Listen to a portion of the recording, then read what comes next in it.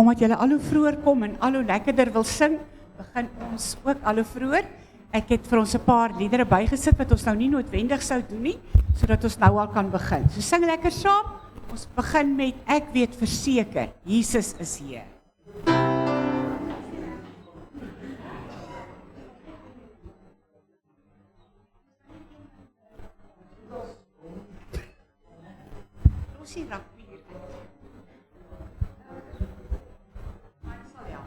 Ons begin so lank.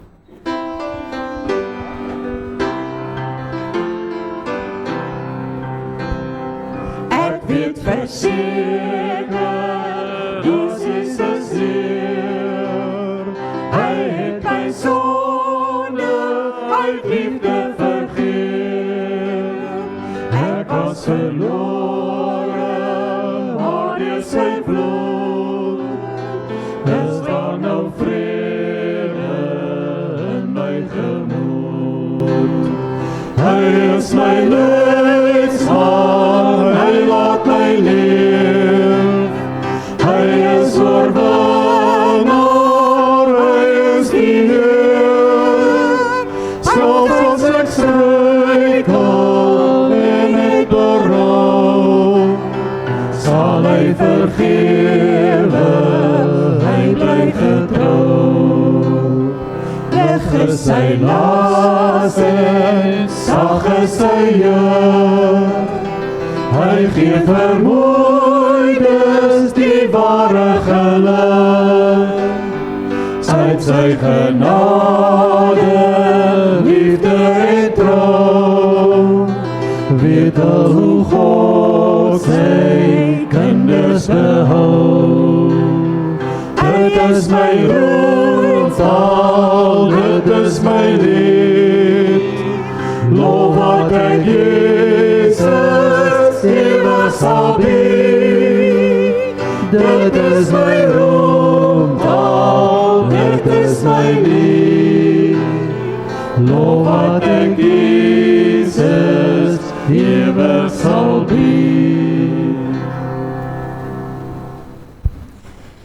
Die aandgesang is so min wat ons in die aand by mekaar kom, aan U o God my dankgesange. Verse 1 en 3.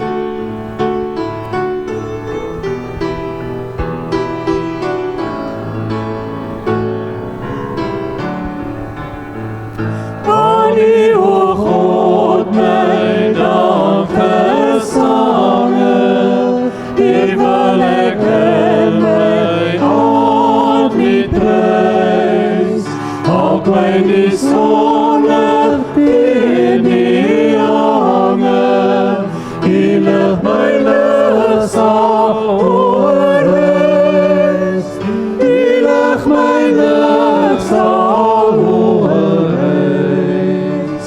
U lig my lig sal oorreis. Ek weet aan wie ek my toe vertrou het, al wissel dan op dag en nacht.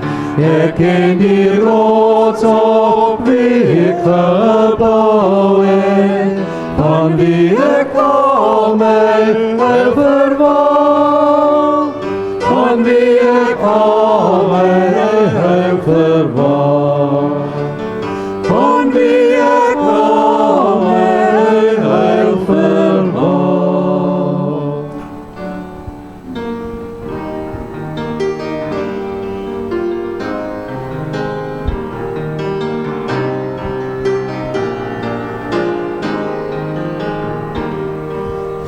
Genade so oneindig groot, wie U o Heer vir my.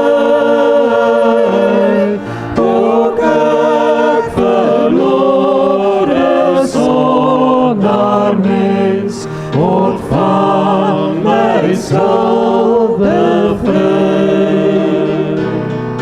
Deur swak kry hartseer en gevaar, moes ek my pad hier vind.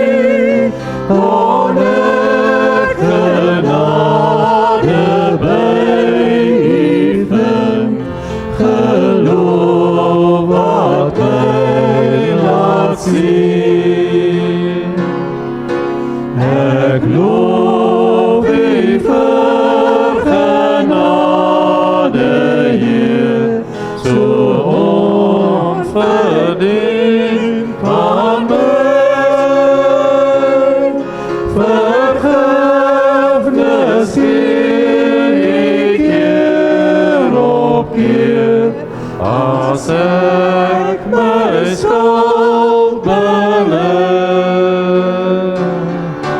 Nou leef ek dankbaar uit die hand, my hart na U gekeer, met al my gawes en verstand, wil ek U dien, o Heer. Ek vra verskoning vir die verkeerde nootjies. Heer, ons dink aan Afrika. Hoe sê die manne voor, dis ons stadslied. Ons dink, ons bid vir Stilbaai ook. Kom ons sing dit net so lekker saam.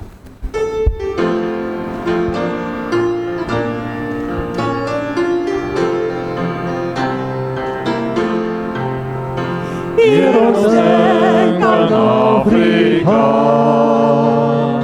land van helder son, soveel mense wat hier woon, wag op God se woord, mense smachtend in hul nood, na die God van hoop.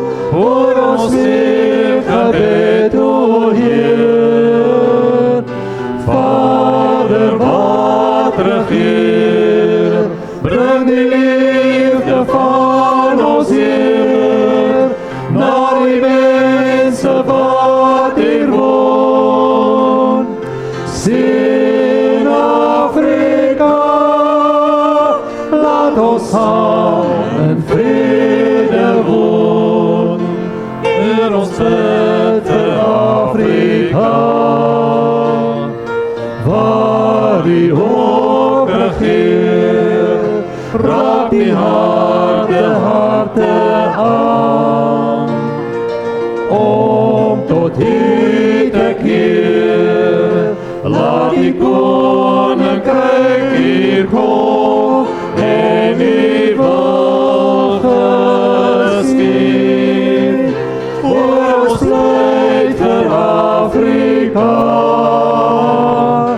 Vader, as ons vra, bring die liefde van ons Heer, na die mense wat hier woon.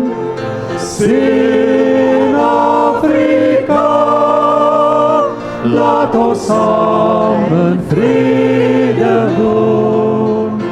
Heer, ons bid vir Stilbaai woon, top van see en strand, ons woon in 'n paradys, in die mooi natuur, elke dag bring nuwe hoop, want U sien ons nood. Hoor ons pleit vir Stilbaai Heer, Vader wat regeer, bring die liefde van ons Heer, na die mense wat hier woon. Sien Stilbaai Heer, laat ons saam in vrede woon.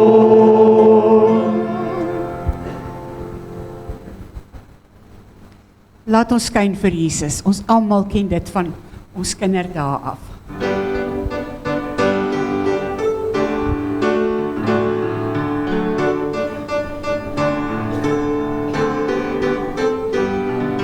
Laat ons skyn vir Jesus met 'n helder glans, skitter soos die sterre in die hemelsans, in die donker wêreld waar die lig verdwyn. Skyn dan met jou lig, al is dit klein. Laat ons skyn vir Jesus met 'n blydskap sing, soos sy liefdesboodskap ook aan ander bring. Hy help jou en lei jou, hy stap met jou saam. Skyn dan so vir Jesus, net waar jy gaan. Laat ons skyn vir Jesus met 'n helder glans. Skitter soos die sterre aan die hemelsaans. In die donker wêreld waar die lig verdwyn. Skyn dan met jou lig hier, al is dit klein. Bly volhard soos atlete. Die derde vers is die baie bekende, hou die oë op Jesus, of die Engels turn your eyes upon Jesus.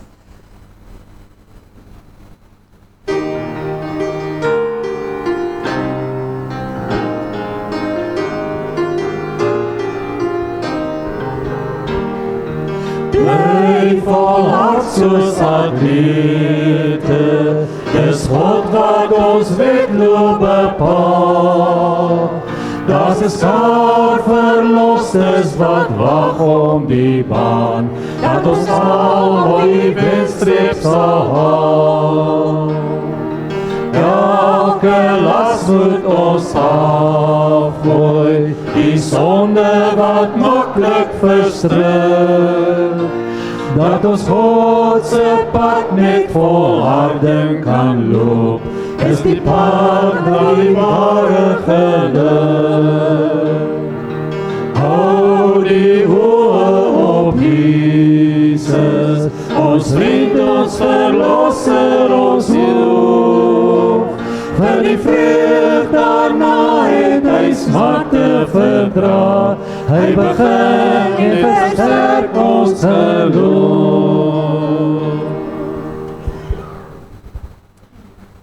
O halleluja, geseënde Jesus, o Heer van my hart.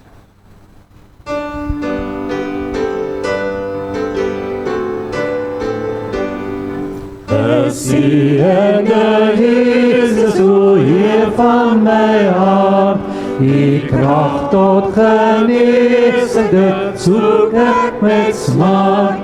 Verbreek ieder afgod, verbaan alle vrees. Hoe was my en witter as sneeuw sal ek wees.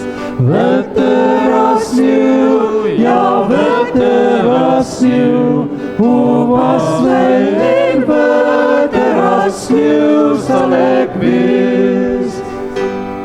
Geseënde Jesus, o wie ek vertrou, ek wag aan die voete, want U help my nou. U wys my nooit weg nie, waarom sou ek vrees? O was my en witter as sneeuw sal ek wees. Witter as sneeuw, ja witter as sneeuw. O was my en witter as sneeuw sal ek wees. Nou glo Ek in volle verliefd by my God, ek rus in sy liefde, o salig genot. My Jesus verlos my van twyfel en vrees, hy was my en witter as sneeuw sal ek wees. Witter as sneeuw, ja witter as sneeuw, o was my en witter as sneeuw sal ek wees. Herder Heer, die eerste deel daarvan is die baie bekende Rock of Ages. Kom ons sing.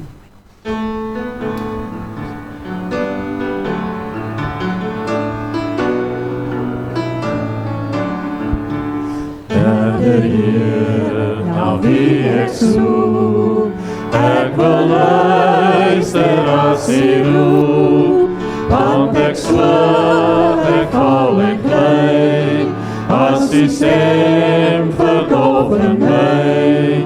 Voor die Heer kom word ek stil, buig my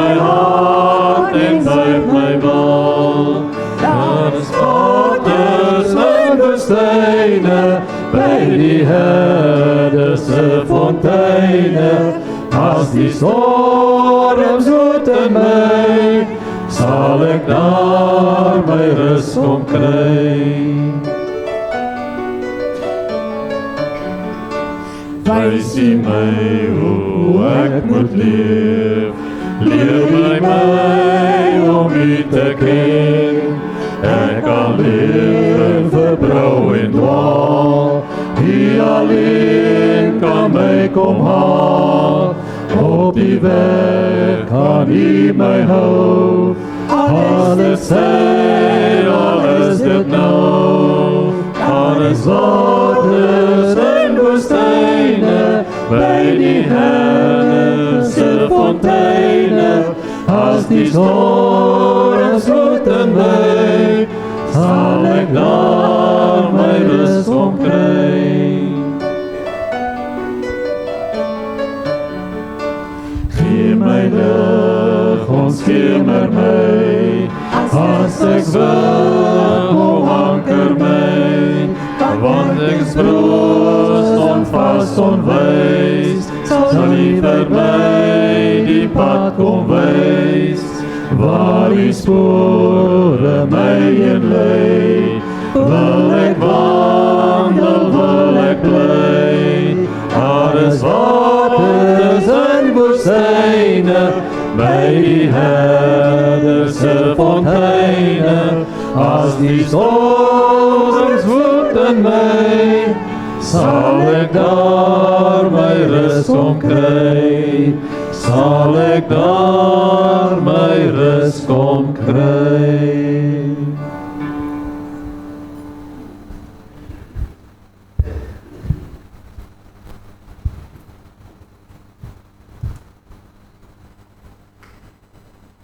Sing maak my nou stil, Heer. En dan gaan ek nog net so 'n bietjie rustig speel tot 12:30.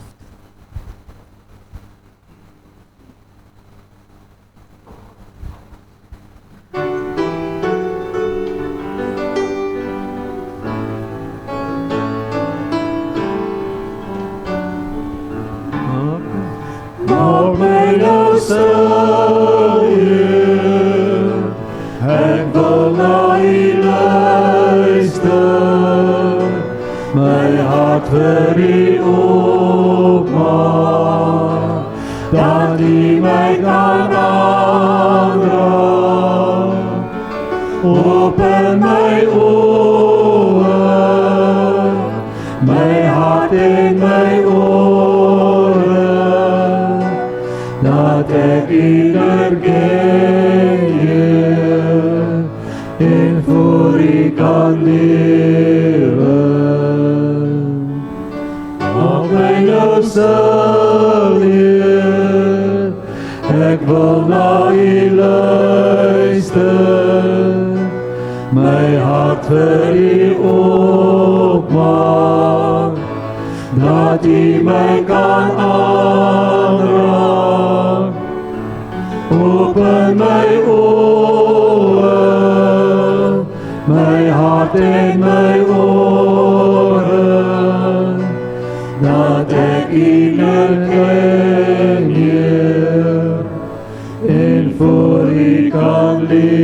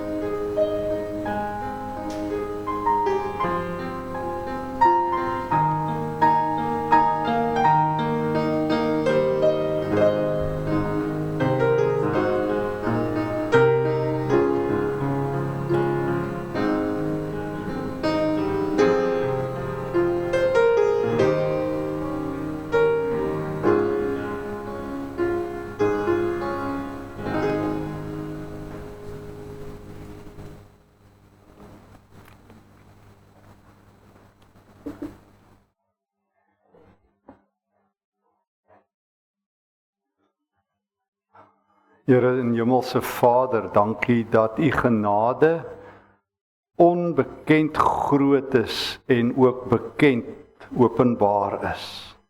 Dankie Here dat die skepping vertel dat U genadig is. Dankie dat die skepping vertel dat U goed is en vol heerlikheid. Dankie dat die kruis van Christus dit vertel. Dankie Here dat U self vir ons leer wat is liefde, deurdat U dit self doen en wys. Dankie Here Jesus dat U Uself leeg gemaak het, sodat ons vol kan wees van U. Vul ons vanaand met die Heilige Gees, U doen dit, ons vra dit. Vul ons met wysheid en insig en kennis van hart en verstand en lewe. Leer ons harte, ons ore, ons oë, ja ons ganse lewe, om te loop op die pad wat U vir ons wys in die woord en deur die Heilige Gees. Lei ons in die waarheid soos wat net U Gees kan, in Christus se naam. Amen. Dit is so dat min of meer alle filosofieë en alle godsdienste in die wêreld en alle mense of hulle filosofie aanhang of 'n denksysteem aanhang al dan nie, op een of ander manier dieselfde uitspraak glo. Party mense noem dit 'n mantra, party mense noem dit 'n lewensreël en party gebruik dit sommer net sonder dat hulle dink. Ek praat van die uitdrukking, alles gebeur met 'n rede. Everything happens for a reason. Wat moet gebeur, sal gebeur. Almal sing sonder dat hulle weet, keisera, sera. Whatever will be, will be. Dit is een van die hartkloppe van alle denke, alle filosofie, alle godsdienste, dat mense soek na die sin van die lewe. Trouwens, ek dink dit is wat baie van die groot filosowe deur die eeue gesê het, net die blote vraag, wat is die sin van die lewe, is al om met die sin van die lewe besig te wees. En dit is net eenvoudig so, dat die prediker van almal verskil. Ons staan vanaand by die predikerstal. Dis die prediker wat die hartklop van die denke en die verstaan van sy dag, dat daar 'n doel met alles en jy sal later verstaan en toe maar moenie te hard probeer nie, wat hy eenvoudig die bluf daarvan roep. Die prediker is bekend vir sy 2 groot uitsprake en ek wil hier en daar saam met jou 'n paar grepe uit sy boek neem. En ek dink dit begin veral in Prediker hoofstuk 1 vers 14. Ek het alles wat in hierdie wêreld gebeur. Nou moet jy onthou, meeste mense sê alles gebeur met 'n rede. Jy ken dit. Mense gebruik dit net so. Net so. Daar's 'n moeilikheid, hulle sê, toe maar jy sal later verstaan. Mense sê dit net so. Hulle sê dit by 'n siekbed, by 'n sterfbed, toe maar jy sal later verstaan. Alles gebeur met 'n rede. Nou kom die prediker en sê, alles. Kom ons praat 'n bietjie oor, julle sal alles verstaan. Hy sê alles kom tot niks. Hy gaan lynreg. Hierdie is een van die mees uitdagende boeke in die Bybel, dink ek. Is die prediker. Hy pas in geen gietvorm in nie, jy kry vir hom nie 'n hokkie en 'n blikkie nie, hy is nie soos 'n bliksoldaatjie wat marseer op die pas in die maat van enigiemand nie. Net wanneer jy dink hy het 'n antwoord, dan het hy 'n nuwe ding. Maar ergens is dit 'n lewensbelangrike boek wat God met 'n rede in die Bybel sit. En die vraag is, hoekom vanaand? Want vanaand se tema sluit aan by die kerk se visie van bless, die Engelse woord, en veral van eet. Hoe lekker is dit? En so die prediker begin met die vraag, wat in die lewe gee sin aan die lewe? Hy sê, alles is niks. Alles kom tot niks. Hy het 'n tweede stelling wat ewe bekend is. Alles is 'n gejaag na wind. 16 keer as ek reg onthou, sê die prediker, alles kom tot niks. So as iemand kom en sê sy later verstaan, dan sê hy, Né? Jy sal later verstaan. Né? Nou waar kom jy daaraan? En as jy vir hom sê, alles is die moeite werd in die lewe, sê man is 'n gejaag na wind. Nou hy's natuurlik reg, mens kan wind vang. Kan ek gou vir julle wys? Het ek kom. Wind gevang. Daar is die wind weg. So die prediker sê alles is 'n gejaag na wind. Alles kom tot niks en jy moet mooi gaan kyk. Ek gaan nie deur die teks stap saam met jou nie. In detail nie. Ons gaan 'n paar grepe in die teks inmaak. Maar die prediker vat nie slegte dinge om te sê die lewe is sinneloos nie. Dis maklik in Suid-Afrika om slegte dinge te vat en sê wat 'n gemors. Hy vat goeie dinge en dan sê hy dis sinneloos. Die son kom op, die son gaan onder. Jy werk en die werk kom nie klaar nie. Die reëlmaat van die lewe. As dit tyd om klippe te gooi en klippe weg te pak, as dit tyd om lief te hê en nie lief te hê nie. So dis in die gewone lewe, never mind Suid-Afrika se lewe. Hy sal dit sê vir ouens in die eerste wêreld tot by die hoeveelste wêreld. Julle dink die lewe is sinvol. Julle dink die omstandighede is sinvol. Die lewe is 'n gejaag na wind, is 'n gechommel, dit kom tot niks. En nou het hy sy kanonskote geskiet, 16 keer, dis baie. En dit is die reëlmaat wat deur hierdie aangrypende boek oor en oor herhaal. Dat die lewe hard, meedoenloos en te mekaar is. Maar dis nie al nie, goddank. Maar dit loop as 'n goue draad, of moet ek eerder sê, dalk nie goue draad nie, as 'n donker draad, as jy van daai drade wat die ouens opgrawe en die kabels van vat. En dan begin die prediker na sin soek. Ek wil vinnig daardeur gaan in hoofstuk 1 en 2. Hy vertel hy was die koning in Jerusalem, so dit word met Salomo verbind. Hy vertel hoe dat hy wysheid nagejaag het, net vinnig, want dis nie my fokus nie vanaand nie, maar hy vertel dat hy alles in die lewe probeer het. Hy is een van die ouens wat rondgeloop het met daai T-hemde wat baie ons koop. I've been there, done that and bought a T-shirt.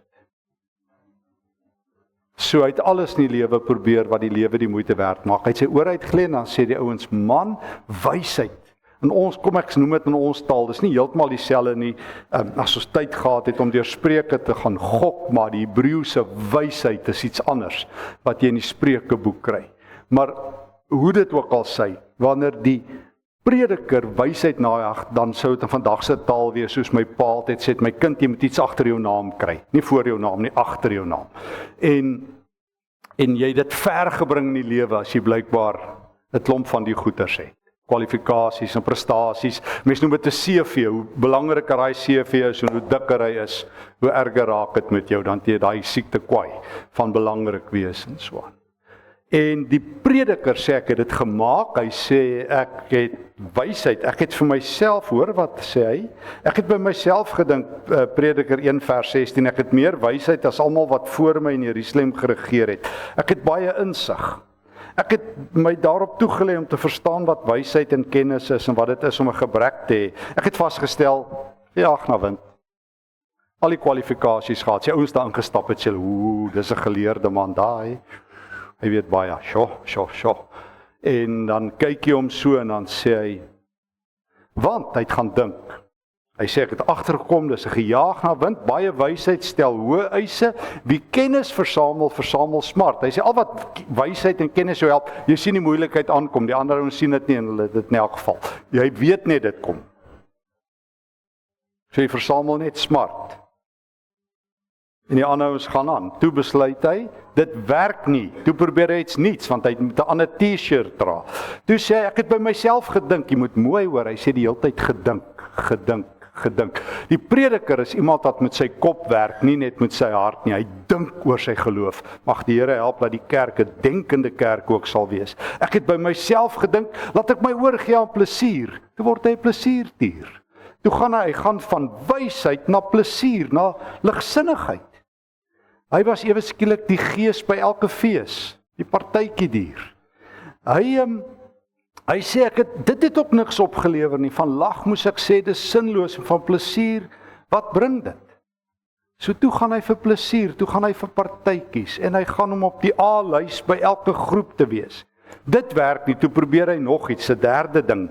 Ek het gewonder, wat sal gebeur as ek my aan wyn oorgee? Daar staan dit in die teks. Ek weet nie hoekom hy gewonder nie. Ek het al baie mense gesien wat aan wyn oorgee. Wat sê wyn, hier kom ek, vang my. Of wat se ander vorms van die sterk goeders. En hulle word nuwe mense, maar nie in 'n Bybelse sin nie. En die prediker het hom toe nou oorgegee aan wyn, maar tog nog op soek bly na wysheid. Nou wel, mense het al agterkom, julle sal ook weet, baie ouens wat te veel van dit in het hulle eie soort wysheid, maar dit hou nie lank nie.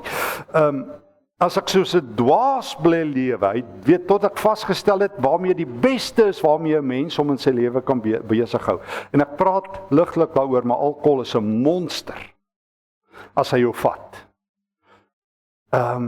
Dis 'n baas wat jou deel met niemand nie. Baie van ons sal weet wat familie en vriende het wat daaraan verslaaf geraak het. Dis 'n wrede baas wat jou opeis en jou tyd en uiteindelik jou siel en jou lewe verwoes soos enige ander verslawing. En die prediker het daar gekom. Toe het hy iets anders probeer, 2 vers 4. Ek het toe besluit, ek gaan groot ondernemings aanpak. Ek gaan ryk word, ek gaan suksesvol wees. Ek het groot ondernemings aangepak. Ek het vir my huise gebou, wingerde geplant, tuine, parke. Ek het slawe en slavinne aangeskaf, vers 7. Hy sê, ek het meer geld gehad as almal voor my in Jerusalem. Sjoe, ek was magtiger en ryker as almal. Hier's Elon en Bill Gates en hulle almal somme in een, ryker as almal voor my in Jerusalem. En hier is sy lewensfilosofie gewees. Alles wat ek begeer het ek my veroorloof. Ek het vir my geen plesier ontsê nie. Dit was my beloning vir my harde werk. Soos die ouens sê, werk hard, speel hard. Jy kan nie glo, dit staan in die Bybel nie. Dit klink soos 'n seepie op. Jy weet nie wat 'n stasie nie. Hy het gegaan vir plesier. O ja, ek het dit oorgeslaan. Ek het vir my in vers 8, ek het vir my talle sangers en sangeresse gewerf. Talle mooi meisies met wie ek die lewe kon geniet. Liewe aarde, die man het losbandig geraak. Hy het hom oorgegee aan een verhouding na die ander. Hy sou 'n Netflix-ster gewees het. En hy sê, hy het al die geld gehad in die lewe, hy het hard gewerk, hard gespeel, hy het die hemp gedra, hy was daar, hy was ryker as almal, magtiger as almal, suksesvoller as almal, dronker as almal, 'n groter oreerder as almal, maar hy het een ding, goddank, het die Here vir hom gegee, goddank, hy het gaan dink, hy het sy lewe gaan weeg. Natuurlik is dit die Gees, maar julle verstaan in die konteks waarbinne hy het sê, natuurlik is dit die Gees, wat dit doen die Heilige Gees, maar in sy konteks, hy het gaan dink, vers 12, ek het goed nagedink, 2 vers 12, om vas te stel wat dit is om wysheid te hê. 'n Deurdagte lewe is 'n beproefde lewe. Mense wat reflekteer en dink oor hulle lewe. Ek is tot die oortuiging ouer ek word dat daar net deur diep nadenke en selfdenke en selfverstaan groei ook in 'n mens se geestelike lewe gebeur wanneer jy kan afstand neem en by die Here kan sit en begin dink. Die geestelike dissipline aanleer van dink en inoefen en reflekteer oor die Here op die regte manier in die Heilige Gees se teenwoordigheid. Ek het nagedink wat dit is. En dit het ek ingesien, dan begin hy vertel. En toe kom hy agter sy lewe is sleg, 1 vers 17, ek het die lewe gehaat. Dis 'n gemaakte man. Ry nou die dag agter 'n motor met die nommerplaat wat lui self-made. Dink dit moet hartseer wees. So 'n nommerplaat op jou kar te hê, selfgemaak. En ek vir 'n oomblik dink ek aan Lukas 13 weer van die ryk dwaas wat ons gisterand oor gepraat het van wie die Here gesê het jou dwaas. Die wêreld klap vir jou hande, maar al wat ek het vir jou is 2 sinne. Vannag gaan jou lewe verloor, gaan jou siel verloor. Prediker was daar. En toe gebeur daar iets nuuts. Toe vind hy die nuwe pad, want ons is op pad toe na eet. Nou hoe kan 'n mens met hierdie tekste besig wees as jy op pad is om te eet en oor eet te praat as deel van die Christelike lewe? Toe gebeur daar 'n merkwaardige ding, terwyl hy in vertwyfeling raak, vers 20. Hy het Ek weet nie, ek weet nie, die ouens praat van 'n midlife crisis, ek weet nie wat dit is nie, maar hy het dit gehad. Hy het een of ander krisis gehad, sy lewe het stikkend geval, en goddank, ek ontdek hy 'n stilpad. En hierdie stilpad is die nuwe goue draad, wat deur die prediker vleg. Hy sê, in vers 24, kry ek die eerste pad, wat hy vat, na 'n nuwe leefwyse toe. Dit is nie aan 'n mens self te danke nie. Onthou, hierdie ou is stikkend, hy is ontnigterd. Hy het alles wat 'n mens se hart kan begeer, jou sondige hart. Dit sê mense nooit. As hulle sê, weet daai ou het alles wat sy hart begeer, en sê ek, ja, daai hart wat die Here nie van hou nie. Maar daai Jeremia 17 vers 9 hart wat skrikwekkend is. Hy het alles, maar hy het niks. En toe ontmoet God hom. En hy ontdek 'n stil pad, 'n smal pad, 'n goeie pad. Dis nie aan 'n mens self te danke dat hy kan eet en drink en onder al sy arbeid nog die goeie kan geniet nie. Ek het ingesien, dit is 'n gawe, 'n persent, 'n geskenk van God. Wie kan eet, wie kan geniet as hy dit nie moontlik maak nie? En hier kom die lyn wat jy moet hoor. Hy ontdek 'n stil pad waar God jou ontmoet. Wanneer jy, hoor mooi, wanneer jy uit sy hand iets ontvang, word dit 'n geskenk. Wanneer God vir jou dit gee. Hy het hom tot nou toe flou gewerk vir alles wat hy het. Dag en nag. Vir sy geld en sy alles. Hy sê in Prediker 5, ek nou nie tyd om dit alles te lees nie. Hy sê die ou vir wie geld alles is, het nooit genoeg nie. Hy sê hy lê in die nag wakker oor wie gaan hom beroof. Terwyl hy sê die werker gaan slaap, hulle is nie geplan nie, maar daai ryke worry. So die prediker sê, as God dit vir jou gee, dis die verskil, kan ek dit nou al sê. Die prediker sê, as twee maniere, hoe jy geld bekom. Of die Here gee dit vir jou, of jy werk self daarvoor. Prediker is nie teen geld nie. Hy sê, jy sal sien, as die Here dit vir jou gee, dan kan jy ontspan, dan word dit 'n middel tot 'n doel. Maar as jy self daarvoor werk, is dit 'n monster wat jou opeet. Dan het jy nooit genoeg nie. In Prediker 5 het hy 'n hele klomp riglyne. Is die mooiste hoofstuk oor geld in die Bybel, dink ek. Maar die prediker weet, daar's 'n stil pad, en God nooi hom uit. Hy het 'n persent vir die prediker. Die woord persent word baie gebruik. Elke keer gaan ons dit nou sien. Die Here het 'n geskenk. En raai wat is die geskenk?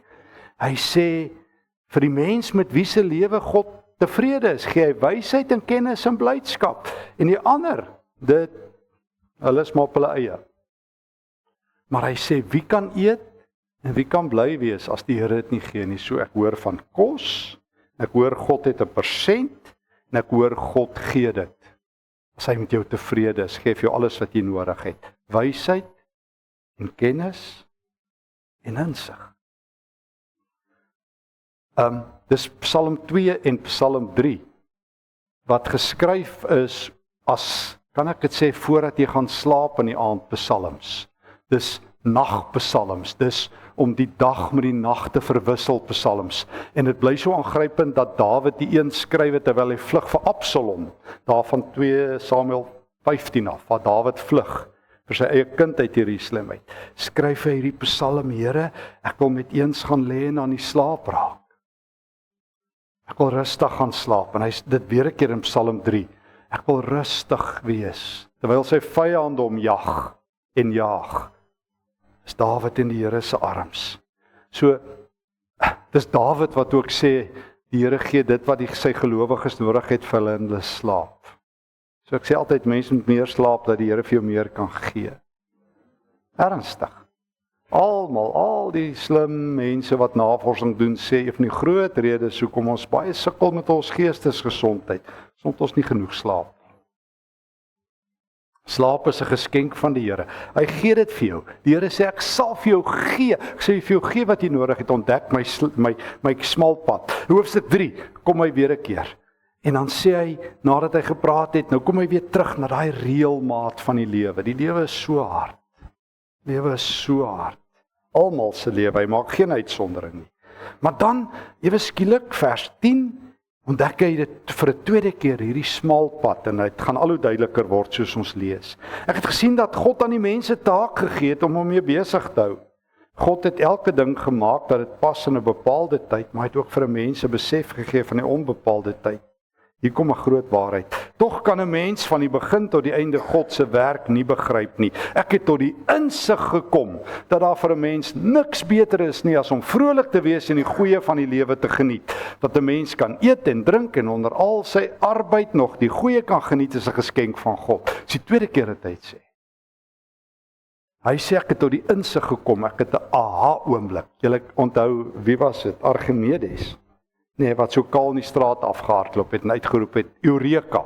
Hy moes vir 'n prins iets uitwerk, die verspreiding, 'n prins het een van, ek dink, silwer kroon gekry, 'n goue kroon, en hy het gedink hy's verkil. Toe vra hy vir groot wiskundige Archimedes, om vir hom uit te werk of hy verkil is. En toe gaan sit hy in die badwater en Archimedes gedink, toe kom hy agter dat sy liggaam die water verplaas.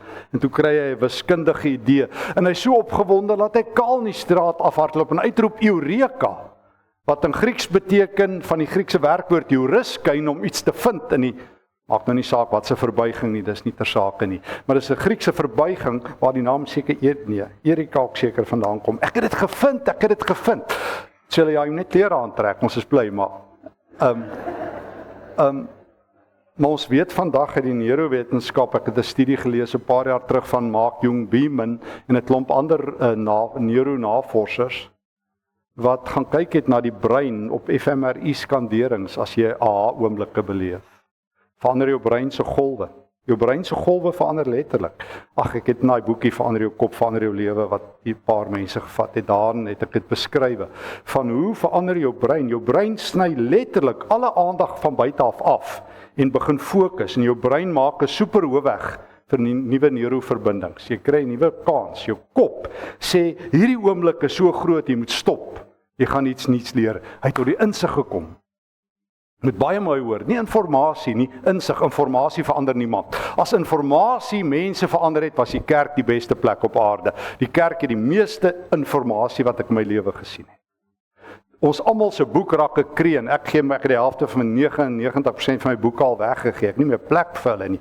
Dominee se boekrakke kreun. Jy loop by 'n synode, as ek al die kere, ek gaan nou nie self nie, maar ek praat so, dan sê ek vir die ouens, ek sien julle was weer in die gym vir 'n week, want net om daai boeke te dra wat hulle synode toe vat, daai leers, moet jy sterk wees. Jy kan nie die goed dra nie, jy moet iemand kry, ouens wat sterk is, so dik is die boeke.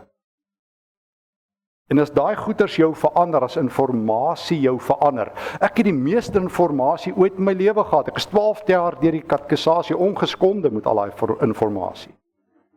En my niks gemaak het. Sien nie slegte informasie nie. Maar as informasie jou verander, was die kerk 'n ander plek. Dis insig wat jou verander. Wanneer jou brein iets leer wat jy nog nooit geleer het nie. Daarom sê ek altyd vir leraars en myself, jy kan waaragtig nie preek. As ek preek soos ek 20 jaar terug gepreek het, moet hulle my toesluit. As ek die evangelie verstaan soos ek 20 jaar terug, want die Gees is besig om my dieper in sy woord in te neem. Anderster, as dit nie waar is nie, as ek 'n klug, dan groei ek nie. As ek nie insig het en die Here my in aha-plekke sit, wat ek nuwe skatte ontdek in die woord en jy nie. As die Bybel hierdie boek is wat jou nie gryp en gryp nie, dis wat die Gees doen. Hy skep hierdie aha-oomblik. En toe die prediker dit het, sê hier is die geheim van die lewe. Hier is die geheim van die lewe. Hoor dit weer. Jy hoef God nie te verstaan nie. Maar jy kan saam met hom fees vier. Dus jy kan God van begin tot einde nie verklaar nie. Hy sê dit weer in Prediker 8 vers 15. Hy sê ek het tot die insig gekom, jy kan God nie deur dink en verstaan nie. Ek het groot geword en ek probeer dit nie afmaak nie, hoor my reg. Maar ek het groot geword, alles is altyd 'n probleem in die kerk. Dit word selfs, ek onthou het groot geword met die armoede vraagstuk. Dis nie 'n oplossing nie, dis 'n vraagstuk. Die kerk nie sê ons het die armoede oplossing nie. Toe hoor ek dis die selfde geslag vraagstuk, nie die oplossing nie, die vraagstuk. So dis ook 'n probleem. Toe hoor ek dis die bellaar vraagstuk. So alles is altyd 'n probleem. God is selfs 'n probleem, vergewe my. Ons teoloë hou daarvan om God te problematiseer. My spesies. Een van my definisies, ek mag dit nie hardop sê nie, jy weet jy is by 'n teoloog as hy vir jou sê, dis nie so eenvoudig soos jy dink nie.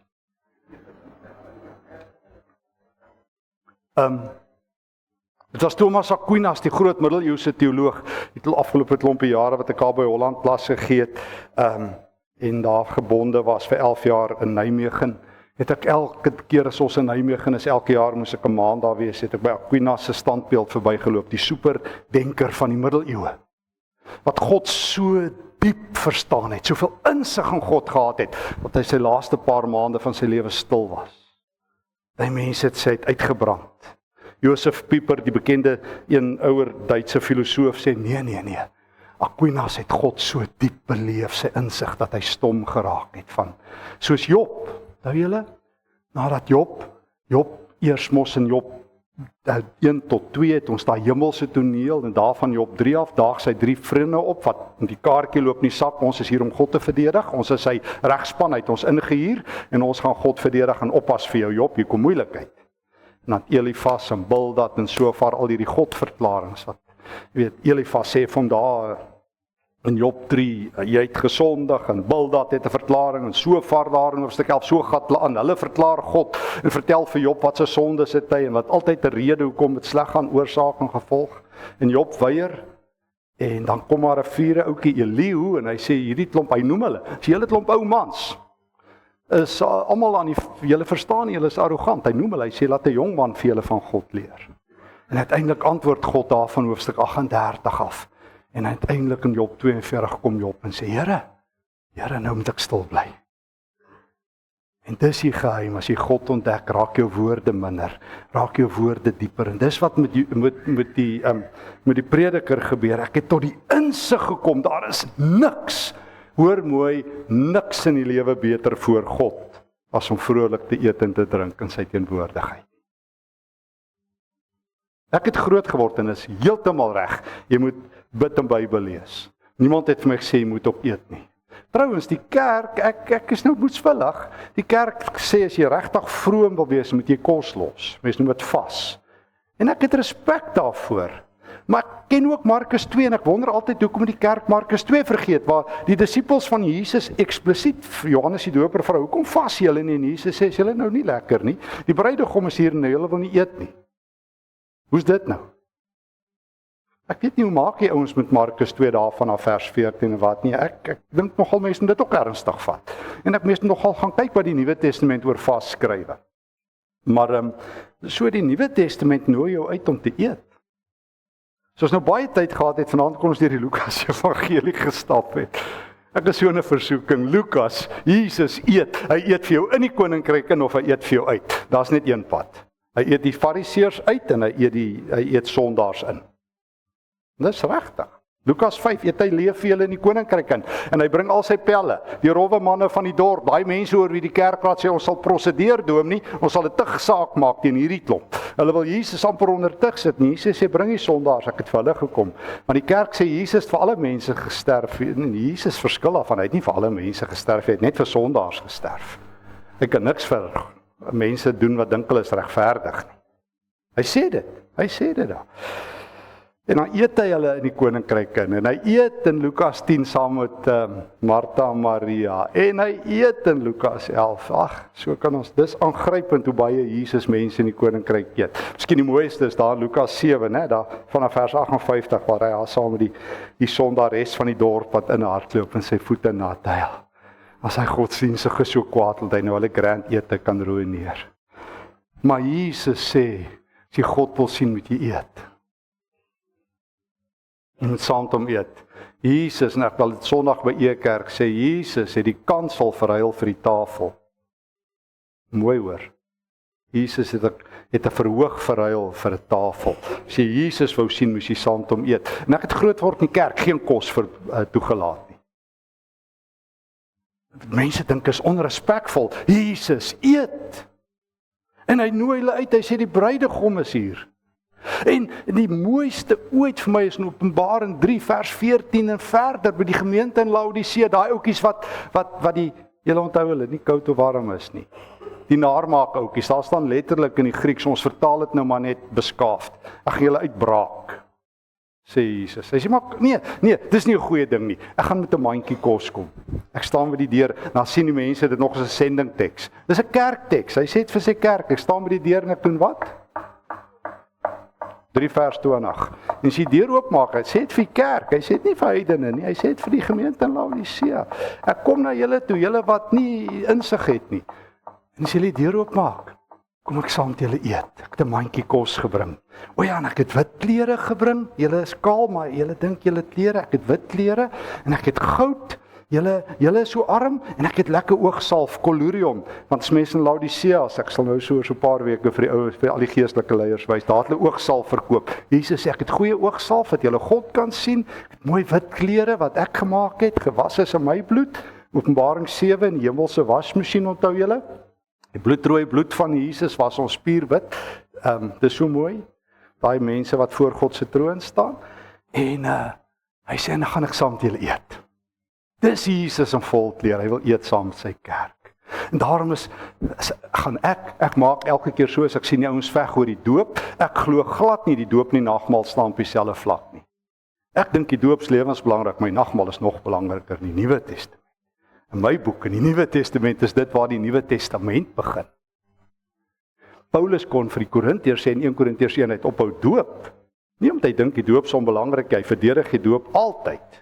Maar waaragtig skeer die kerke oor doop, en hoeveel water, en hoeveel dit, en hoeveel dat, en hoeveel ouens vir my eers sê dit, en dat, en doorie. Ek preek wel die kerk, ek preek volgende Sondag by een van my gunsteling Pinksterkerke, ek nie geveg nie, maar ek sê vir ouens altyd, julle kan waaragtig nie van die doop maak wat in die kerk vandag gebeur. Nie in die Nuwe Testament. Maar die Nuwe Testament sê, Jesus sê, julle sal my herinner, julle sal my onthou aan hoe julle eet, en hoe julle saam met my eet, hoe julle saam met my eet. So Jesus nooi ons tot 'n ete. En dit begin alles by die Prediker. Dis die eetboek van die Ou Testament. Nie die eetboek nie, die eetboek. En ek sien nou as al tot 'n Bybelse dieet. Ek weet nie waar mense daar, maar vir dis 'n ander gesprek. So die Bybel sê jy eet saam met Jesus. Jy eet. So die Prediker het agtergekom, Prediker 3 vers 10. God het jy kan God nie verstaan nie, maar jy kan saam met hom fees vier. Daar's vir 'n mens niks beter nie, as dat jy vrolik is en die goeie van die lewe geniet, dat jy kan eet en drink, is 'n geskenk van God. Nie soos 'n alkoholist wat hy vroeër was nie, saam met die Here. En ek skuis as ek die ou snaartjie tokkel. Maar as jy die Here nooi vir 'n ete, dan vra jy nie vir hom om die kamer te verlaat deur vir hom te sê wees met die minder bevoorregtes, u kan maar gaan nie. Want dis wat dit eintlik beteken. Tensy jy saam gaan met Jesus. Ek het nou die dag vir een van my vriende gesê, ons is nog nie weer vir ete genooi nie. Maar het ek gesê, toe hy sê, wees nie minder bevoorregtes, so sê ek, ek sien nie lekker tyd, kom ons gaan. Sê, gaan baan toe. Ek sê, kom ons vat dit. Jy dan nou gebid, God moet hulle wees. Nou, hoe gaan God moet hulle wees, as ons nie gaan nie? Verstaan, ek is nie negatief nie, maar jy moet ook dink wat jy vir God sê. Ons is nie besig om God uit te stuur nie, hy stuur ons uit, as ek dit nie mis het nie. So as ek eet, sê God, maak my die eregas en die gasheer. Jy moet die verskil hoor. Die eregas, dit gaan oor u, maar jy is ook die gasheer. Bly by die tafel, Here. Bly by die tafel. Here, doen die wonderwerk. Wees by die ete, wees die Here van die fees. Wees die Here wat sê, julle sal my onthou met kos. En daarom, as jy sê die Prediker 3, dat jy hoef God nie te verstaan nie, maar soos jy eet, sal jy hom verstaan in sy teenwoordigheid. Dis 'n geskenk. Hoor weer vers 13, dat jy dit kan doen, is 'n geskenk van God. Dat jy dit kan doen, is 'n geskenk van God. Prediker 5, wanneer hy oor geld skrywe, wat ek sê die mooi hoofstuk oor geld en oor armoede.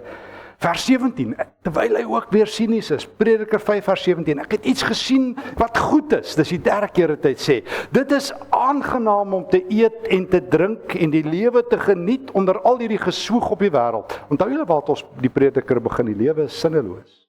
Alles kom tot niks.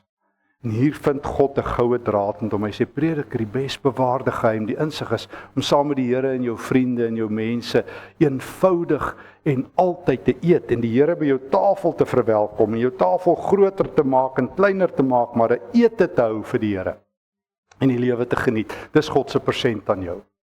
So ek dink is 'n geestelike dissipline, soos om te bid en Bybel te lees. Toe ek die eerste keer in my lewe die insig gekry het, het ek besef, dis wat ek moet doen. En saam met mense eet, saam met mense kuier, moet tyd maak, ek moet saam met my studente eet en kuier, ek moet saam met vriende eet en kuier, en sover ek kan met mense wat vra het. Ek moet saam met nie-gelowiges kuier. Die ou spreekwoord sê, die pad na 'n man se hart is deur sy maag. Dit werk vir vrouens ook, dit werk vir nie-gelowiges ook. Wat doen Jesus, terwyl ons in die Lukas Evangelie is, die laaste dag, die eerste dag, die grootste dag, Lukas 24 vers 13 tot 35, staan hy die doodheid op, hy stap saam met wie? Onthou julle? 2 mense van Emmaus, hy stap tot hulle kos het.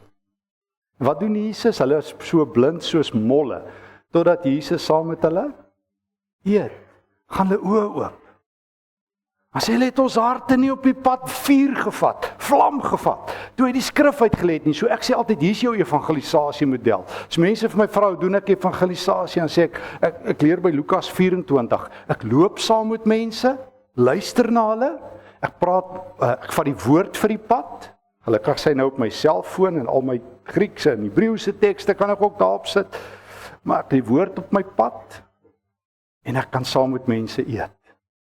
En sonder om name te noem in situasies, want dis vir ons heilig en privaat, het ons baie mense al beleef wat die Here Jesus rondom etenstafel gevind het. Ek reël net die ontmoeting, ek weet nie wat nie, maar Jesus daag op. Ek sê mos, Here, u het gekom met 'n mandjie kos, en nou het ek hierdie mense genooi, hulle ken u nie, maar wil u net asseblief iets van uself openbaar? En ons het al gesien hoe kom mense by die Here uit so eet. Hoe moeilik is dit nou? So ek's nie 'n tref en trap evangelis wat aan ou se deur klop en sê, "Waar gee vanaand jy gaan tog hel toe," of so iets nie. Ekskuus ek. Ja. Dis jou beste vraag, soos jy vir my van die kerkvriende vir my sê, is dit julle beste vraag, waar gaan ek vanaand heen as ek dood gaan dalk? Kan jy nie dalk net vir my help en sê vir my, ek sal saam met jou gaan eet, dan gaan ek jou aan Jesus, dan eet ons bietjie saam met Jesus. Hoe's daai? En ja, die res is mooi geskiedenis. So eet is die groot geheim. Prediker 8, Prediker 5. Hy sê ek het 'n goeie ding in die lewe gesien, dis aangenaam om te eet en die lewe te geniet onder al die gesoog in die wêreld. Nie om jou erfgeld te geniet nie om jy kan alle goed op doen, maar die prediker sê dit is goed, doof. God is goed, onthou julle. Eksodus 33, dis doof, dis goed om te eet. Dit kom 'n mens toe vir sy hele leeftyd wat God hom skenk. So jy wil vra, wat wil God vir jou in die lewe hê? Hy sê jy moet jou kos geniet. My kind, jy moet jou kos geniet. Jy moet lekker eet. Ek het vir julle kos gegee. Ek het vir julle daaglikse brood gegee. En ek gee altyd te veel. Daar's altyd leftovers waar Jesus is, seconds. Daai arme Elia, waar sit daar in 1 Konings 19? Hy lê daar onder die boom in die doodsposisie. Onthou julle, as hy vlug vir Isebel. Hy klobber die profeet, hy haal die profete van Baal uit en dan gaan hy daar, dan vlug hy as dan die Isebel op sy hakke is. En hy hardop vir sy slaaf weg, hy los hom, ek dink hy het goeie Nikes aan of iets, en dan gat hy in die woestyn in, en dan kan hy nie meer nie, gelê onder 'n besembos, en dan lê hy in die doodsposisie, en daag 'n engel op, en sê, ons het kos gebring vir jou, Elia. Hy sê, dis seker my laaste ete, I'm on death row, dis my laaste ete. Nou eet hy, dan gelê hy weer daar. Dan sê die engel dan dit. Nee, hy is nou reg om dood te gaan, hy het nou sy laaste maaltyd gehad. Engel sê, staan op, is lewenskos. Die Here wil jou byhoor hê, jy moet nog 40 dae loop, Elia. Eet en leef. God wil met jou praat, hy het 'n pad met jou. Nou jy lê en doodgaan en sê, alles is gedaan en die Here moet jou kom haal. Nie, die Here sal besluit, so kom, hê van, daar's werk, eet en leef. So wat wil God hê met ons? Hy wil hê ons moet eet. En totdat jy dit verstaan as 'n geestelike dissipline en nie by wyse van spreuke, ekskuus as ek dit oor en oor sê, maar ons moet glo. Eintlik maar bedoel, ons het maar hierdie mooi gebruik. Jy weet, ons bid maar. Ons hou maar hande vas en ons sit klaar nie. Jy weet waar kom hy gebruik vandaan, hè? Die middeleeue uit, die hande vas. Dit kom uit die ou kinderhuise van die middeleeue, want die kinders het onder gebed die kos gesteel. So om te keer, ek's ernstig, te keer dat hulle nie doen nie. Ons dink, maar dis mooi, ek verstaan dit heeltemal, ons doen dit ook. Maar dis nie, daar staan nie in die Bybel met hande vas, dis maar net gewees dat die kinders nie kinderhuise nie die kos steel nie. Baie van ons gebruike wat ons dink Christelik is, net soos die wat, ek het groot geword, die man staan as ons bid en die vroue sit. Ek het gaan kyk toe ons daar in Duitsland op die universiteit gewerk het, dit kom uit Duitse kerk uit, almal het altyd gestaan, in die middeleeue is hulle bid, mans en vrouens, en in Europa is die kerke koud. Dis winter, ek bedoel, as jy al Europa se winters deur is, ons is al 'n paar deur. Vrouens het voetstofies saamgevat. En toe skop 'n vrou eendag 'n voetstoofie om, toe brand hulle die kerk af. Toe besluit die biskop, vrouens sit van nou af, hulle brand kerke af. Ernstig. En ons, ek onthou in my kinderjare, my pa was by die lugdiens, want dis hoekom ons in Kempton bly nou nog, my pa het gevlieg, en so, my ma het ons baie keer alleen kerk toe gevat, want pa was oor see. En ek het op 'n dag besluit, hierdie gestaanery, want ons ou dominee het een woord vergeet, soos ek gisterand, die woord amen, en dan gat hy in die gebed. En ek onthou ek sit, en my ma het my so in die binnebeen gevang, en my so opgetel, en sy het sê, hier sal jy staan. Ek sê, ma, die dominee bid my klaar. Soos jy vir my vriende se kind nou die dag, toe die oom so lank bid, sê jy van die vriend, papa, die oom bid my hamburger koud. So, ek verstaan dit. Maar geliefdes, wanneer die gees van die Here werk, dan moet ons ook net baie keer die tradisies verstaan wat ons het. Ek het gedog, dit staan in die Bybel, in Iewers 13 vers 16, dat man sal staan en vrouens sit. Maar dit staan nie daar. Dis net tradisie en is okay, maar mens nie dink is godsdienstig nie. Ek onthou ruk terug, paar jaar terug is ons by 'n kerk gewees, ek en Marietjie vir 'n bepaalde rede, en ek het 'n besering aan my been gehad, en ek het die oggend bly sit toe die dominee bid, sal hy wragties nie van die kans af bid, hier's iemand wat die Here weerstreef, en ek weet hy skimp op my. Ja, ernstig. Want ons het tradisies wat maak ons nie God sien nie. So ek vra altyd, Here, ek is nie teen tradisies nie, ek is glad nie daarteen, glad nie. Maar ek sê altyd vir myself, as 'n tradisie keer dat ek God sien, is die gesprek nie vir my ingewikkeld nie. Goed, en die prediker sê, dit kom 'n mens toe vir jou hele leeftyd. God gee aan 'n mens rykdom en besittings. En hy praat nie van ryks miljonêers nie. En laat hom dit geniet. Dis die verskil, die dwaas werk self daarvoor, God gee dit vir jou. Dit wat jy het. So jy skatryk, as jy brood op jou tafel het. En as jy 10 brode op jou tafel het, is jy ewe skatryk. En as jy klere het om aan te trek, is jy skatryk. Johannes die Doper sê vir daai ouens, onthou julle wat so na hom toe kom, wat moet ons doen om bekeer te word? Hy sê, as jy 2 stelle klere het, het jy dan nog iets om te deel, gee dit net weg. So jy skatryk. As die Here dit vir jou gee, geniet dit. So 'n mens dink skaars na oor wat in die lewe gebeur. So vol is hy van die blydskap van God. So jy eet vir jouself gelukkig. Toe ons op koshuis was by die universiteit, het een van die ouens in ons koshuis altyd gesê, hy eet homself vaak en slaap homself honger. Maar ek dink jy saam met eet, beleef jy die Here. Dis nie net 'n teken nie. Dit gaan nie oor oordadigheid nie, dit gaan oor elke stukkie brood wat jy die Here beleef. Prediker 8. Ek het vreugde aanbeveel. Ek het vreugde aanbeveel, vers 15. Daar is niks beter vir 'n mens nie, as die 4de keer dat hy het sê. Daar is niks beter vir 'n mens in hierdie lewe nie, as dat hy eet en drink en vrolik is onder al sy geswoeg tydens hierdie lewe. En dan sê in vers 17, toe het ek al die werk van God begryp. Jy kan God nie verstaan nie, maar jy leer God ken rondom jou tafels. So wat moet Christene doen? Ons moet mense na ons tafels toe nooi, ons moet ete skep, ons moet geleenthede skep, ons saam met mense kan eet. Ons het by ons eekerk, dis nou, goddank, die ouens verstaan dit, al die ouens wat daar werk, maar ons het op stadium fonds gehad, ek het ons gesê, ons sal jou betaal, om saam met mense te eet en vrolik te wees, as 'n Christen met die Here, praat nie van predikers se eerste lewe nie. Sal jou nooi na die Here se tafel, te nooi mense na sy tafel. En dan sê hy, ek beveel vreugde aan, nou praat hy as 'n geestelike konsultant as jy wil. Kan ek vir jou iets aanbeveel as jou lewe nie lekker is nie? Gaan eet saam met iemand. Ek onthou in jare vir myself, as ek daar in Holland baie keer alleen was in die winter, en Marietjie reeds huis toe, en ek sit in die aande daar.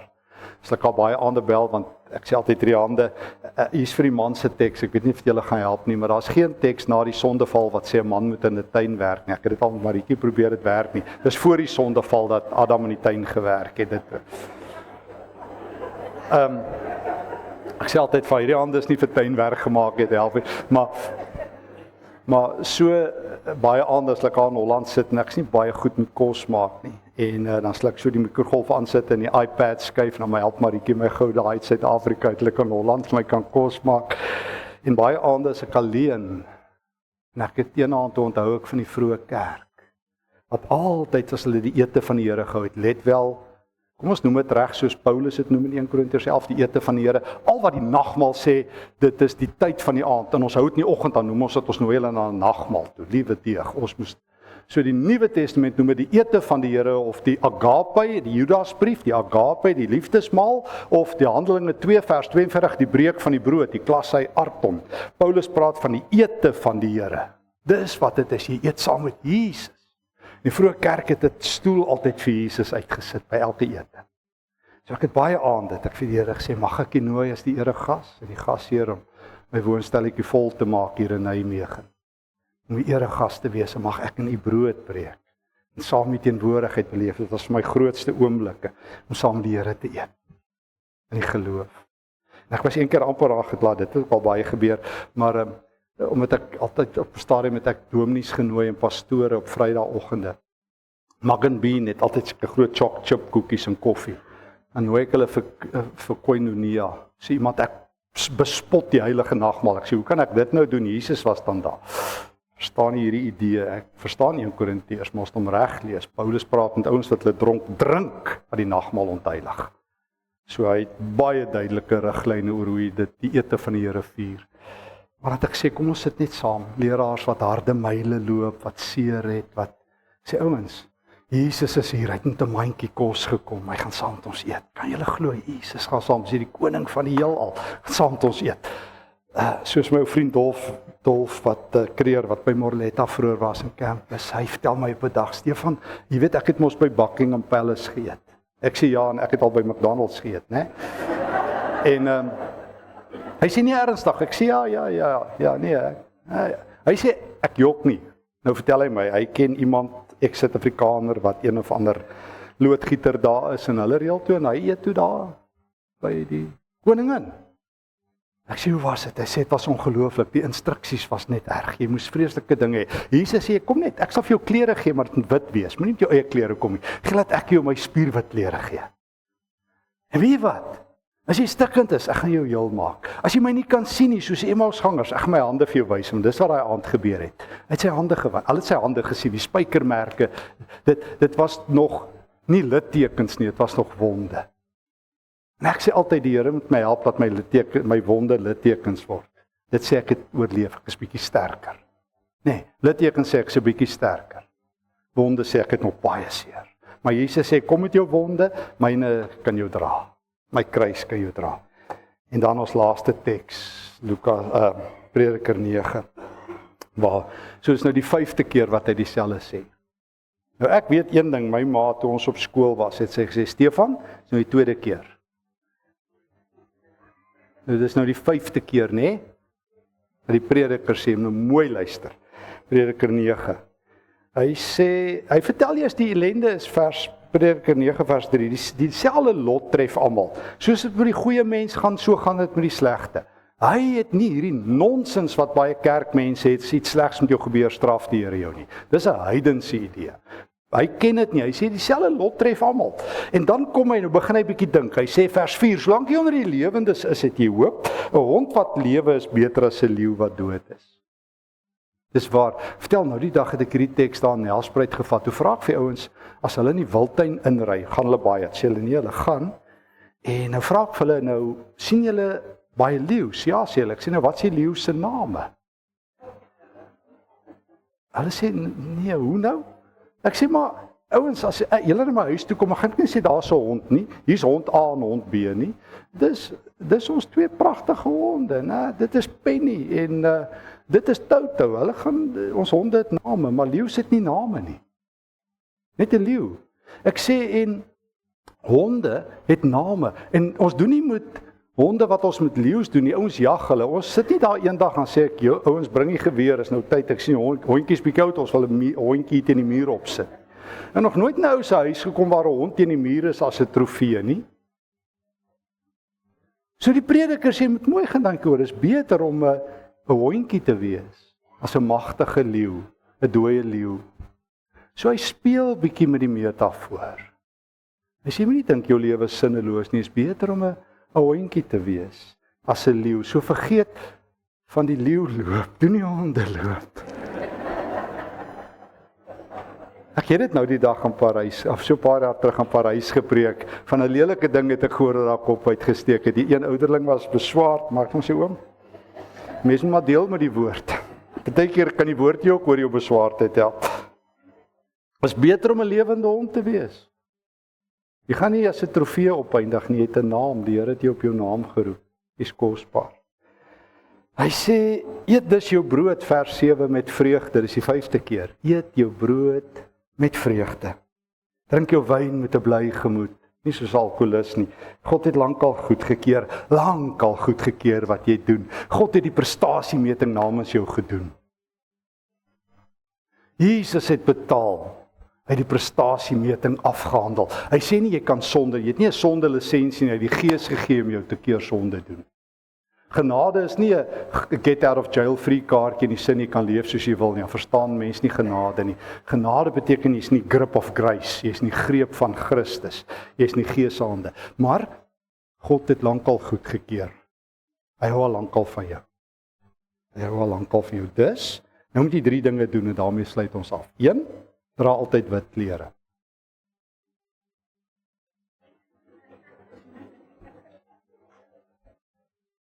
Dis as mense die Bybel fundamentalisties lees, wat is wit klere? Feesklere. Feesklere. In die Bybelse tyd weet ons uit navorsing 70% mense in die antieke wêreld het onder die broodlyn gelewe. Dit beteken jy het 2 stelle klere gehad. Ons weet ook min of meer in die Palestynse wêreld en in Rome hoe die klere gelyk het. Maar as jy na 'n fees toe gaan, het jy uitgestaan. Want jy wit klere aan, haal jy klere, daar's 'n fees. En as al die kinders reg, pappa en mamma gaan fees toe, gaan hulle vleis eet. Gewoonlik by 'n tempel, ek vertel altyd vir ouens ons daar in Korinthe is hoe die Asklepios tempels gewerk het en 'n afgodsvleis. Maar as jy 'n stukkie vleis het, as daar 'n fees, jou wit klere sê as 'n fees op pad. Nou sê die prediker, dra dit elke dag. En ek verstaan dit, ek het respek daarvoor, maar ek het groot geword, jy het kerkklere en werkklere. Bly altyd vir my interessant met watter klere Jesus aarde toe gekom het, maar niemand het dit ooit gevra nie. Weet ons moet die beste aantrek vir die Here. Vra ek altyd, nou wat het Jesus aangetrek toe hy aarde toe kom? Want ek weet, want Paulus sê vir my in Filippense 2 wat 'n soort klere het hy gedra. Maar dis 'n ander gesprek. Gaan lees Filippense 2 vers 5 tot 11. Hy het nie gekom soos hom geverf het op die kuns nie. Met engele en al hierdie heiliges wat kruistoerisme doen, ek praat altyd van die skilderye van die middeleeue en ons is mal oor kuns. As die selfies van die middeleeue, met al die ouens hulle self ingeverf daar. Maar Jesus kom met slaweklere. Daar was nie klere in die hemel wat vir hom gepas het. Net sy terugkom ook, terloops, as hy terugkom met die wederkoms, gaan lees maar Openbaring 19, dan trek hy sy kruisklere aan. Maar hy gee vir sy kerk wit klere. Mens moet daai teks mooi lees. Hy sê, my kerk sal spierwit klere dra. Maar Jesus sal weer met sy bloedbevlekte klere van die kruis kom, dis sy vegstrag. Mooi, nee. Dra altyd wit klere. En dan hoor verklaar elke dag tot 'n feesdag. Moenie wag vir die regering of die kerk om 'n feesdag uit te roep nie. Dis hoekom ek persoonlik glo die Nuwe Testament het Sabbat 5 dae, 7 dae week gemaak. Dis vir my baie duidelik in die Nuwe Testament. So dra elke dag feesklere. So met ander woorde, mevrou, nou nie oom Nelson se oë druk dat hy traan op die R100 noot en hy gaan koop hy rok en kom oor dit. Versorg jou hare met olie, reukolie. In die Bybelse wêreld, as jou gaste by jou kom, dit was een van die maniere. Onthou julle, Jesus sê in Lukas 7 vers 36 tot 50 sê hy vir Simon die Fariseer, jy het my nie met olie gesalf nie, maar hierdie vrou het my voete met haar trane gesalf. In die Bybelse tyd, as jou gaste aankom met jy reukolie oor hulle gegooi, daar's baie goeie redes, dis Palestina, dis 40 plus grade. As hulle klop sê jou vrou skat, ek ruik die gaste het aangekom. Ernstig. So reukolie is daar om hulle bietjie te demp, dat jy hulle ook kan geniet, ernstig. Jy gooi olie oor hulle, laat dit oor hulle loop, dis 'n teken van gasvryheid, en dan, Joodse slawe was vrygestel daarvan, was jy hulle voete, soos Johannes 13, waar Jesus voete was. Jesus doen wat nie eers 'n Joodse slaaf sou doen. Net Grieks-Romeinse slawe sou Jode gebruik om voete te was. Maar was jy jou gaste se voete, laat hulle gemaklik voel, want hulle het warm geloop en is onaangenaam. Nou sê die prediker, laat die reuk van jou af uitgaan. Gooi altyd olie op jou hare, moenie wag vir jou gaste nie, gooi jy olietjies. Gooi daai olie oor jou. En dis kom Jesus so bly is, ons gisteraan daarna verwys, Markus 14, die vrou wat die reukolie oor hom uitgegooi het.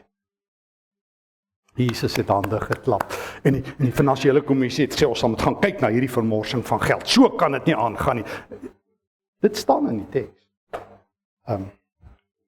Jesus geniet. So ek sê altyd, as jy wil mors op Jesus. Mors op sy kinders. Vrygewig. Bederf hulle. Dek vir iemand 'n tafel. Nooi iemand vir 'n ete. Bederf iemand. My liewe skoonma wie se verjaarsdag ons op vandag vier wat 2 jaar terug dood is. Sy het so op elke paar jaar sy vir Florina wat by die huis gewerk het, dan sê sy nooi al jou vriendinne. Dan het ouma Rina en Marieke en Cornelia my skoonsis hulle bedien met ouma se beste silwerware. Hulle fees aangelê. En ek dink nie hoe armer mense is, hoe heilig geraak hulle nie. Dan was almal in Suid-Afrika saints. Maar dit beteken nie ek moet goedheid slegs bewys aan die mense wat aan my goed is nie, as ek 'n fariseer. So vir wie kan ek 'n tafel dek? Vir wie kan ek 'n broodjie gee? Wie se lewe kan ek seën? En ek kan nie vir almal 'n tafel dek en saam met almal eet nie, maar ek kan vir ander mense moontlik maak. Onthou ons het by E-kerk 'n seënbediening. Ons is onder die roeping om, ons glo daarin om die kerk so suiwig is om ruimte lewe, baie weg te gee. Ek dink voltyds vir dis 'n ander storie. Maar ons het groot noodbedienings oor die land. Ons is verplig volgens ons konstitusie om 75% van ons inkomste aan te wend vir Jesus se werk. So ons is altyd besig om te dink aan nuwe dinge en om nie weg te gee, aanhoudend weg te gee. Want dis die hart van Jesus om mense te bederf. Onthou op 'n dag vat ons 'n klompie kinders. Tikkie se joelkomitee praat met my en daar's 'n klompie kinders in 'n kinderhuis en ons besluit om hulle te bederf met 'n vliegtuigrit in 'n Dakota oor Pretoria. Maak die fout om dit op E-kerk te sê. Die ouens vat vir ons, hulle klop ons daai geld kon gebruik gewees het vir A, B en C. Maar toe daai een seentjie so staan langs een van ons E-kerk se raadslede en hy vat hom so, hy sê oom, my lewe het vir altyd verander. En ek dink hy het iets van die Here beleef, dat die Here hom liefhet. Sê nie mens moet onverantwoordelik wees nie. Maar weet jy wat? Nee, jy kan nooit te veel mors op Jesus nie. En dan laastens sê hy, verdra altyd wit leer, versorg jou hare met olie, laat die reuk. Paulus sê in elk van ons, stop. 2 Korintiërs 2 vers 14 tot 17, ons is die aroma van Christus.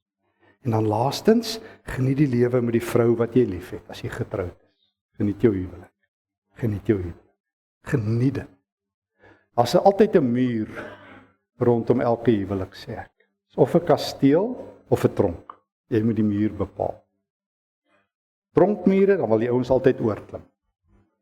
Kasteelmure, dan wil jy altyd by jou huweliksmaat wees as jy getroud is. En as jy nie meer die voorreg het om getroud te wees nie, sê die Here dankie dat jy in 'n kasteel was. Sluit af.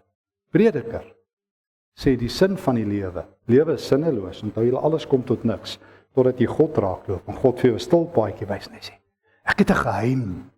Ek het die yellow brick road wat hemel toe gaan vir jou gebou. Jy gaan eet en vrolik wees en Jesus gaan op daai pad wees en jy gaan die hemel sien en uiteindelik gaan jy by die Nuwe Testament by sy kruis verbygaan en jy gaan weet dis sy liggaam wat vir jou gebreek is en sy bloed wat vir jou gevloei is, maar jy gaan elke dag kan eet. Jy gaan elke dag kan eet. Jy kan dit tog doen nie waar nie en jy kan jou tafel groter maak en jy kan mense seën en jy kan nie die wêreld verander nie, maar jy hoef ook nie. In Amerika sien ek een keer 'n spreekwoord van 'n Amerikaanse olie, Jiffy Lube, wat sê, dit is vir my die mooiste spreekwoord ooit, van toe af is dit vir my 'n missie. You can't change, I say, we don't want to change the world, we just want to change your oil. So ek wil nie die wêreld verander nie, maar ek wil saam met een persoon eet en saam met een persoon fees vier. En Jesus nooi as die eregas en die gasheer en vir hom smeek, asseblief Here, moenie die tafel verlaat nie. Bly by ons. Want is amper nag, is donker, bly by ons. Eet saam met ons. Sodat ons saam met die Emmausgangers kan sê, het ons harte nie vuur gevat, toe Jesus met ons gepraat het nie. Mag jy Jesus by elke ete beleef, as tyd vir stil gebed.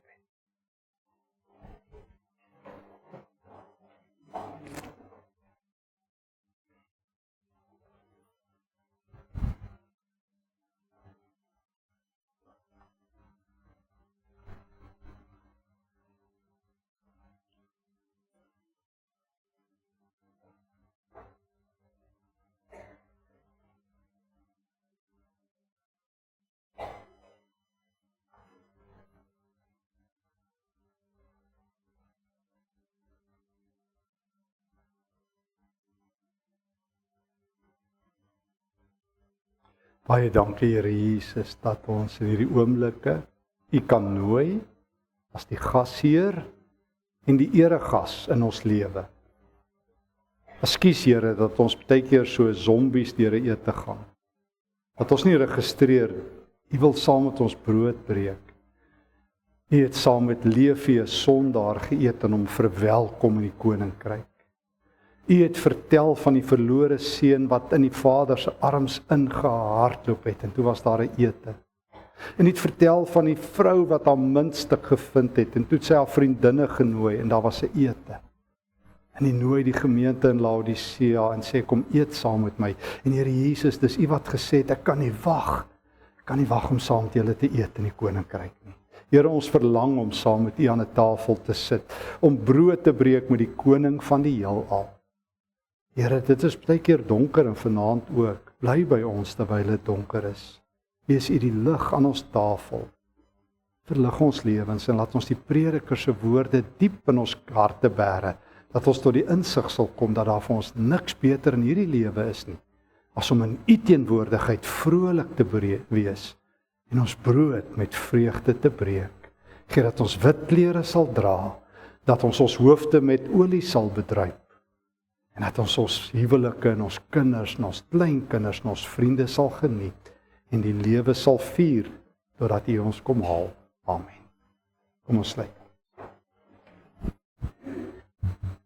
Kom ons staan, dan sluit ons af met God roep ons.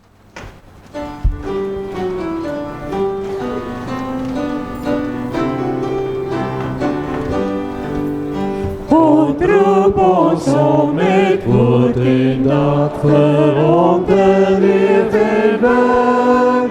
Hy roep ons deur sy woord en gees en maak van ons sy kerk.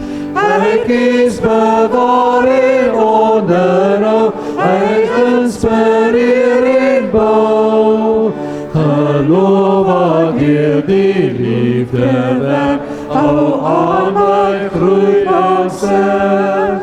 Oproep en salf ons met sy gees, tot koning en profeet, tot priester met 'n hart en hand, verhaal in nood en leed. Hy leer ons om te werk en bid, om berge te versit. Hy wat vir ons die gawes gee, maak ons verdiens gereed.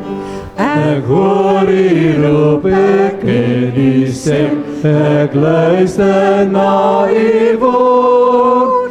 Laat Here ons gehoorsaam wees, U dien soos wat dit word. Waar kan 'n groter vreugde wees, o Vader, Seun en Gees, deur omgee en met uitreik eer aan ons met blydskap word.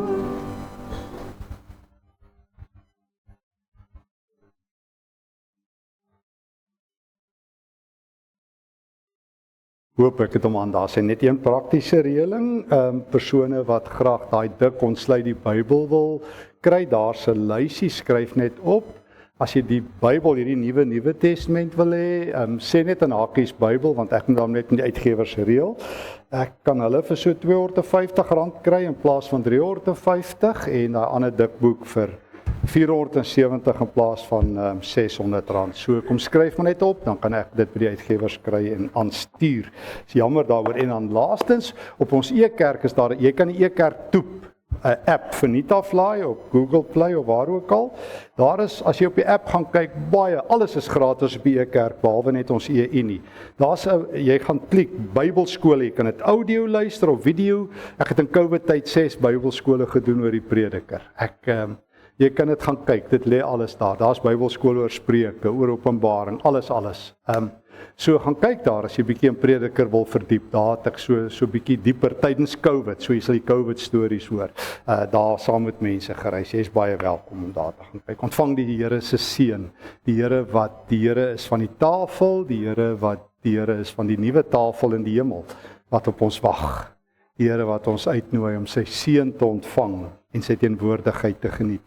Die genade van ons Here Jesus Christus, die liefde van God, die teenwoordigheid van die kragtige, werkende Gees van die Here is by ons elkeen tot in ewigheid. Amen.